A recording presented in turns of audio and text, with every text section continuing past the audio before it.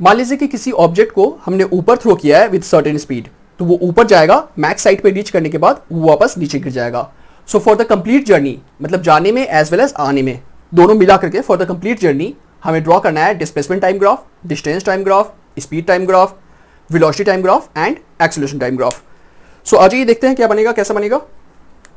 एक ऑब्जेक्ट को हमने यू स्पीड से ऊपर थ्रो किया है, राइट? तो वो ऊपर जाएगा, मैक्स हाइट पे पहुंचेगा एंड देन वो वापस नीचे गिर जाएगा। Time taken to reach the max height u by g होता है। ये फॉर्मूला आपने ड्राइव किया होगा, time taken to reach the max height u by g होता है। और जितना टाइम ऊपर जाने में लगेगा उतना ही टाइम उसे नीचे आने में लगेगा। टाइम सेम होता है। Time taken to reach the max height is equal to time taken to reach the ground. So दोनों टाइम सेम है तो टोटल टाइम ऑफ फ्लाइट बन जाएगा 2u बाई जी, राइट? इसका डबल। अब ग्राफ देखते हैं। सबसे पहले ड्रॉ करते हैं स्पीड टाइम ग्राफ। मान लीजिए ये स्पीड एक्सिस है और ये टाइम एक्सिस है। तो इस टाइम पे मान लीजिए वो मैक्स हाइट पे पहुंच गया t1 टाइम पे, जिसका वैल्यू है u बाई जी, राइट? तो जब वो ऊपर जा रहा है तो उसका स्पीड धीरे धीरे कम हो रहा है। जैसे जैसे ये ऊपर जा रहा है स्पीड कमता जा रहा है और मैक्स हाइट पे स्पीड 0 हो गया। तो जैसे जैसे ऊपर जा रहा है स्पीड डिक्रीज हो रहा है। मैक्स स्पीड से शुरू हुआ था और स्पीड धीरे धीरे डिक्रीज हो रहा है। सो ग्राफ डिक्रीजिंग स्पीड का ऐसा बनेगा। एंड देन जब वो वापस नीचे आएगा तो स्पीड अगेन बढ़ने लगेगा। ग्रेविटी की वजह से एक्सेलरेशन होगा तो स्पीड बढ़ने लगेगा। तो ग्राफ ऐसा बनेगा और टोटल टाइम ऑफ फ्लाइट आ जाएगा ये 2u बाई जी, राइट?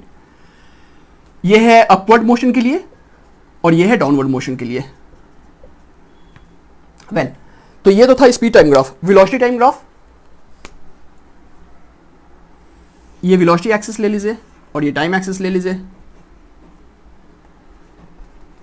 देखिए, तो जैसे जैसे ये ऊपर जा रहा है वेलोसिटी का मैग्नीट्यूड फिर से डिक्रीज हो रहा है, राइट? वेलोसिटी कम रहा है तो ग्राफ फिर से सेम बनेगा जैसे पिछली बार बना था और टाइम होगा u बाई जी। ये टाइम का वैल्यू होगा u by G. But max height पे पहुंचने के बाद फिर से वेलोसिटी बढ़ने लगा है। तो ग्राफ बिल्कुल ऐसा सेम नहीं होगा क्योंकि velocity is a vector quantity, इसमें डायरेक्शन भी मैटर करता है। तो अपवर्ड डायरेक्शन में जब अपवर्ड मोशन हो रहा था तो डायरेक्शन जो भी था वेलोसिटी का, डाउनवर्ड मोशन में डायरेक्शन चेंज हो चुका है। So let us take upward motion को हम लोग पॉजिटिव ले रहे हैं एंड डाउनवर्ड मोशन को नेगेटिव ले रहे हैं।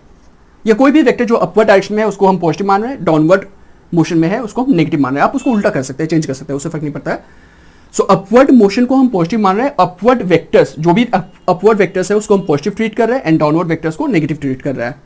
तो क्योंकि वाइल कमिंग डाउन वेलोसिटी का डायरेक्शन डाउनवर्ड है तो नेगेटिव वेलोसिटी बनेगा और वेलोसिटी आपका इंक्रीज हो रहा है। जैसे कि इसमें आप देख रहे थे स्पीड इंक्रीज हो रहा है, या फिर यहाँ पे आप देख रहे हैं कि जैसे जैसे नीचे गिरेगा वेलोसिटी का मैग्नीट्यूड इंक्रीज होगा। सो इंक्रीजिंग वेलोसिटी होगा बट नेगेटिव में होगा। सो ग्राफ ऐसा जाएगा और ये टाइम हो जाएगा 2u बाई जी। क्लियर है? ये नेगेटिव वेलोसिटी का एक्सिस होगा। ओके, अब बात करते हैं डिस्टेंस टाइम ग्राफ, राइट? या फिर displacement time graph. Displacement time graph आपको पता होगा, डिस्प्लेसमेंट टाइम ग्राफ में टैंजेंट मतलब स्लोप वेलोसिटी देता है और जैसे जैसे ये ऊपर जा रहा है वेलोसिटी डिक्रीज होता जा रहा है तो उसका टैंजेंट भी डिक्रीज होना चाहिए, उसका स्लोप डिक्रीज होना चाहिए। सो ग्राफ कुछ ऐसा बनेगा और यहाँ पे वेलोसिटी 0 हो चुका है, सो पूरा हॉरिजॉन्टल बन जाएगा। यहाँ पे आप देख सकते हैं कि टैंजेंट, कहीं पे भी आप टैंजेंट ड्रॉ करके देख लीजिए तो टैंजेंट धीरे धीरे डिक्रीज हो रहा है और डिस्प्लेसमेंट टाइम ग्राफ का टैंजेंट वेलोसिटी शो करता है और वेलोसिटी डिक्रीज हो रहा है अपवर्ड मोशन में। धीरे जैसे जैसे ये ऊपर जा रहा है वेलोसिटी डिक्रीज हो रहा है तो टैंजेंट भी, टैन थीटा भी डिक्रीज होगा तो टैंजेंट और डिक्रीज होगा। सो ये है आपका अपवर्ड मोशन के लिए, right? Displacement time graph. And similarly for the downward motion graph same बनेगा बट डिस्प्लेसमेंट अब यहाँ से डिक्रीज होने लगा। पहले डिस्प्लेसमेंट बढ़ रहा है फिर डिस्प्लेसमेंट कम रहा है।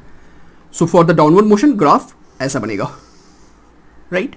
सो यहां से आपका ये डाउनवर्ड मोशन है। सो ये था displacement time graph. Distance time graph, distance time graph देख लीजिए, ये हो गया डिस्टेंस एक्सेस और ये हो गया टाइम एक्सेस। तो डिस्टेंस जैसे जैसे ये ऑब्जेक्ट ऊपर जा रहा है डिस्टेंस बढ़ रहा है, और जब ये ऑब्जेक्ट नीचे आ रहा है डिस्प्लेसमेंट कम रहा था लेकिन डिस्टेंस बढ़ेगा। जैसे जैसे ऑब्जेक्ट ऊपर जा रहा है डिस्टेंस बढ़ रहा है, और जब ऑब्जेक्ट नीचे गिरने लगेगा तो भी डिस्टेंस बढ़ेगा। डिस्टेंस कभी डिक्रीज नहीं होता है विथ टाइम, डिस्टेंस कभी डिक्रीज नहीं होता है विथ टाइम। तो ये ग्राफ तो सेम बनेगा यहां से यहां तक, बट यहां पहुंचने के बाद में जैसे ये डिस्प्लेसमेंट कमने लगा था, यहां पे डिस्प्लेसमेंट डिस्टेंस कमेगा नहीं, distance will keep on increasing. तो ये ग्राफ ऐसा बनेगा, ये यहां तक है अपवर्ड मोशन एंड यहां है ये है downward motion, right. So displacement time graph ऐसा है, डिस्टेंस टाइम ग्राफ ऐसा है। इसी का ये मिरर इमेज कर दीजिए हॉरिजॉन्टल में, इसको ऐसे फ्लिप कर दीजिए तो ये आपका डिस्टेंस टाइम ग्राफ बन गया। Now acceleration time graph. So acceleration time graph देख लीजिए, ये अगर एक्सेलरेशन एक्सिस है और ये टाइम एक्सिस है, और क्योंकि हमने डाउनवर्ड वेक्टर्स को नेगेटिव माना है, ट्रीट किया है, अगर आप पॉजिटिव ट्रीट करेंगे तो फिर उल्टा बना लेंगे। मैं दिखा दे रहा हूं ग्राफ कैसे बनेगा। तो क्योंकि जब वो ऊपर जा रहा है ऑब्जेक्ट तो एक्सेलरेशन का वैल्यू होगा 9.8 एंड वो फिक्स वैल्यू होगा, कांस्टेंट होगा।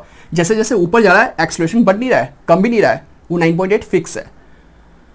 और वो जब वापस नीचे गिर रहा है तो भी एक्सेलरेशन का वैल्यू फिक्स है 9.8, acceleration due to gravity. So acceleration ना तो बढ़ रहा है ना तो कम रहा है, कांस्टेंट वैल्यू है and its direction is always downward. Upward journey में भी एक्सेलरेशन का डायरेक्शन है डाउनवर्ड एंड डाउनवर्ड मोशन में भी एक्सेलरेशन का डायरेक्शन है डाउनवर्ड। सो एक्सेलरेशन का डायरेक्शन चेंज नहीं हो रहा है, मैग्नीट्यूड भी चेंज नहीं हो रहा है। तो इसका जो ग्राफ बनेगा वो ऐसा बनेगा, कांस्टेंट ग्राफ। सो ये था आपका u/g अपवर्ड मोशन का एंड ये था डाउनवर्ड मोशन का 2u/g, राइट। ये है अपवर्ड मोशन और ये है डाउनवर्ड मोशन एंड जो वैल्यू होगा वो 9.8 होगा। ये नेगेटिव 9.8 मीटर पर सेकंड स्क्वायर एंड ये नेगेटिव एक्सेलरेशन, क्योंकि हमने नेगेटिव वेक्टर डाउनवर्ड डायरेक्शन में लिया है। आप उसको उल्टा करेंगे तो फिर ये पॉजिटिव एक्सिस में आ जाएगा और ये कन्वेंशन आप चेंज कर सकते हैं। सो ये सब 5 ग्राफ्स है आपका जब हमने किसी ऑब्जेक्ट को ऊपर थ्रो किया है। तो सिमिलरली अगर मान लीजिए किसी ऑब्जेक्ट को हमने ऊपर से नीचे रिलीज किया है, किसी ऑब्जेक्ट को हमने यहाँ से छोड़ा है तो वो नीचे गया और फिर बाउंस बैक करके वापस आ गया, मान लीजिए कि एग्जैक्ट सेम हाइट तक आ गया, तो उस केस में ये सब सारे ग्राफ्स कैसा बनेगा वो आप एक बार खुद से ही ट्राई करके देखिएगा।